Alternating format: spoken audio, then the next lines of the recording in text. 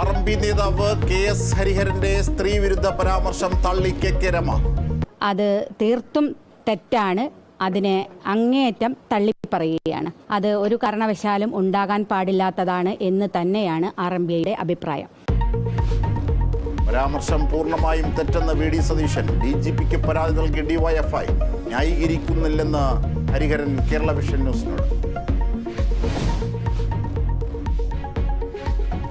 കരമന അഖിൽ കൊലക്കേസിൽ 2 മുഖ്യപ്രതികൾ അറസ്റ്റിൽ. പിടിയിലായത് കൊലപാതകത്തിൽ നേരിട്ട് പങ്കെടുത്ത അഖിൽ, വിനീത് രാജ് എന്നിവർ. കേസിൽ ഇതുവരെ പിടിയിലായത് 6 പേർ. മലപ്പുറം ജില്ലയിൽ മഞ്ഞപ്പിത്തം വ്യാപിക്കുന്നു. പോത്തുകല്ലിൽ മാത്രം 200-ലധികം പേർ ചികിത്സയിൽ.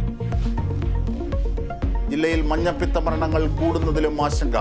മലപ്പുറത്ത് നാളെ ആരോഗ്യവകുപ്പിന്റെ അടിയന്തര യോഗം.